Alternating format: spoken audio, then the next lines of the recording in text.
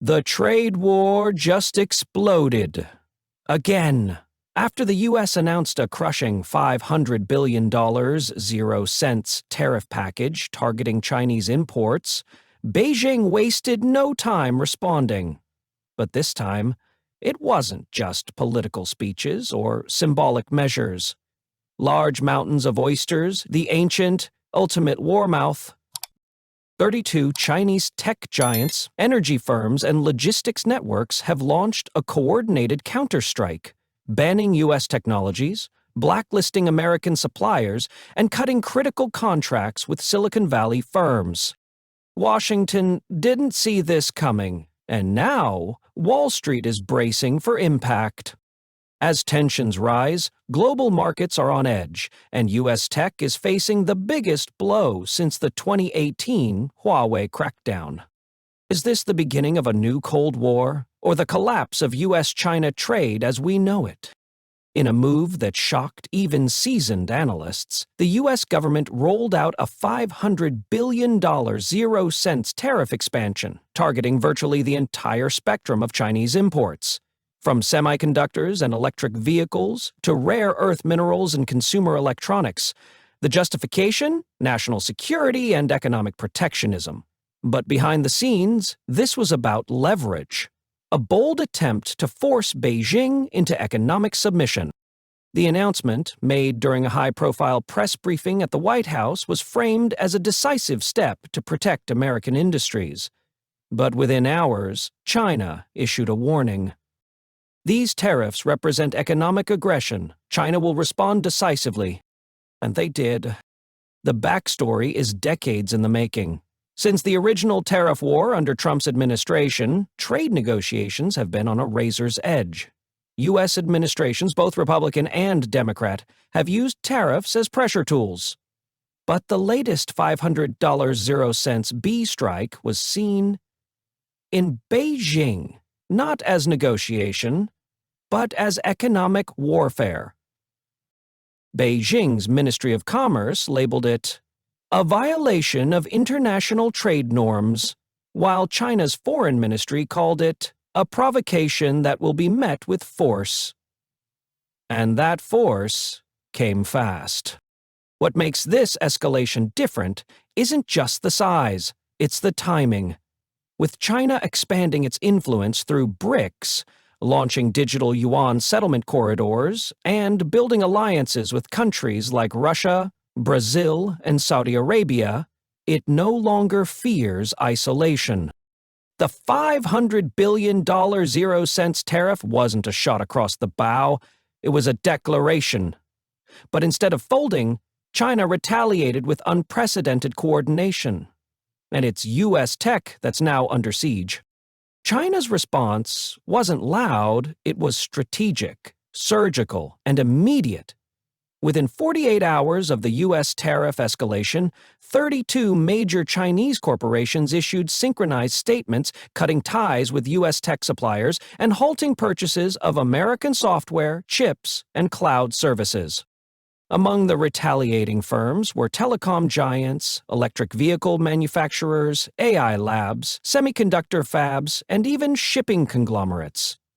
Notably, Tencent, BYD, Lenovo, Sinopec, and China Mobile all moved to replace U.S.-based providers with domestic or BRICS-aligned alternatives. The most symbolic strike? SMIC, Chinese leading chipmaker, announced it would cease all licensing requests for U.S. patents, essentially daring the U.S. to enforce IP laws in a fractured world economy.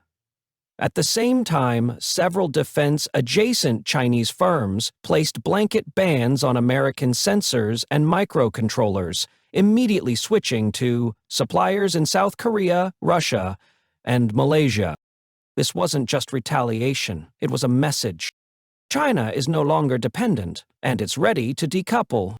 Tech analysts warn this wave of corporate retaliation could cost U.S. firms tens of billions in annual revenue, particularly companies like Qualcomm, Intel, Microsoft, and NVIDIA, whose China exposure ranges from 15% to over 35%. Even more concerning, Chinese e-commerce giants began purging American products from digital storefronts. Not by state mandate, but by market preference. And as these firms deepen partnerships with Chinese state banks and BRICS-aligned fintech networks, it's clear the U.S. isn't just losing contracts, it's losing access to the world's fastest-scaling digital economy. This wasn't a single punch, it was a coordinated economic counterattack, designed not just to retaliate, but to redefine the rules of global trade. The impact of China's retaliation is already reverberating across the U.S. tech sector. From Silicon Valley to Seattle, executives are scrambling to contain the fallout as major Chinese firms suspend contracts, delay payments, and cancel future orders with American suppliers. At the top of the hit list, semiconductors. Companies like Qualcomm, Intel, and Micron have seen major clients, including Huawei affiliates and Chinese EV manufacturers, walk away overnight. The semiconductor industry, which relies heavily on export revenue from East Asia, is now forecasting a $35.00, $40 billion shortfall over the next 12 months. Software firms are next. Microsoft and Oracle face massive enterprise contract cancellations, particularly in data management, cloud infrastructure, and cybersecurity services. And with Chinese firms moving toward homegrown cloud systems and AI models, analysts warn this shift may be permanent, not just political. Even Apple, once protected by its brand loyalty in China, has been hit. Online sales platforms are seeing Apple product visibility drop as nationalist consumers turn to domestic brands like Xiaomi and Huawei in a silent boycott fueled by viral campaigns. But the most chilling trend? China's push to accelerate its own chip independence, fast-tracking government subsidies to domestic fabs, while quietly inviting firms from, Malaysia, South Korea, and Brazil to fill the tech gap left by U.S. exits. This isn't just about tech competition, it's about decoupling under pressure, and U.S. firms caught in the middle are finding themselves locked out of the second largest and fastest digitizing economy on Earth. Trump's tariff hammer may have been aimed at Beijing, but now American tech is bleeding, and the exit wounds are growing deeper by the day. As the U.S.-China trade conflict escalated, the global response was swift and strategic. Financial markets tumbled, with the S&P 500 dropping 2.7%, tech-heavy NASDAQ shedding over 4%, and the Hang Seng Index plunging amid fears of prolonged economic disruption. Tech index, but it wasn't just stocks reacting, it was policy. European Union officials warned the tariff escalation could trigger a global slowdown and called for urgent talks on trade de-escalation. Meanwhile, BRICS nations, especially Brazil and Russia, sided with China, supporting its right to retaliate and expanding bilateral settlement discussions in yuan and local currencies. In Tokyo and Seoul, leaders expressed concern but signaled growing interest in non-dollar trade diversification, hinting at a potential long-term shift in currency alliances.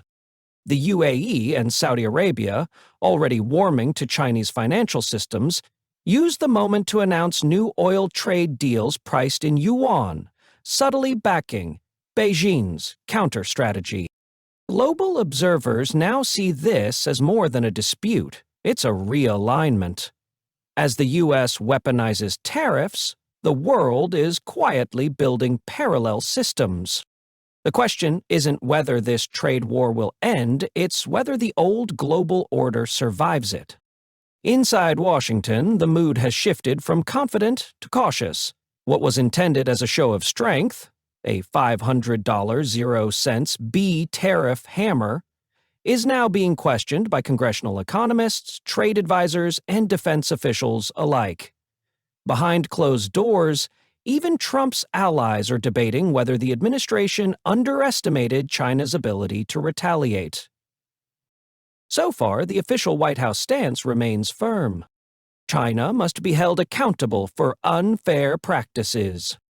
But leaks suggest internal discussions are underway about targeted tariff rollbacks or exceptions for key sectors like semiconductors and cloud infrastructure, signaling that the blowback may be stronger than anticipated. Meanwhile, U.S. business lobbies, especially from the tech and energy sectors, are pushing for immediate diplomacy, warning that sustained losses in China could permanently damage American competitiveness. The strategic dilemma? Back down and appear weak, or escalate further and risk a full-scale economic fracture? At stake is not just trade, it's credibility, markets, and the future of U.S. global influence. The next move could either reset the board or shatter it entirely. And in this high-stakes standoff, one thing is clear: China isn't blinking. And Washington can't afford to either. The U.S. thought it could dictate the terms of global trade. Again. But this time, China didn't just push back. It retaliated with precision, coordination, and long-term strategy. 32 major firms. A tech backlash. A shift in global alliances. This isn't just economic friction. It's the redrawing of the global power map. Trump's $500 0 B tariff escalation was designed to pressure Beijing. Instead, it exposed just how much the world has changed. No longer is China a silent trade partner. It's a financial rival with its own tools, markets, and allies. And it just showed the U.S. that retaliation doesn't need missiles or megaphones. Just markets, influence, and timing. Now, with American tech bleeding, allies backing away, and financial institutions scrambling, Washington faces a choice. Adapt to the new rules of engagement, or get left behind. Because the world isn't waiting. It's already moving toward multi-currency trade, de-dollarized systems, and regional blocks of power. So here's the question. Did the U.S. just spark a trade war it can't win, or did it accidentally hand China the playbook for the next global economic order?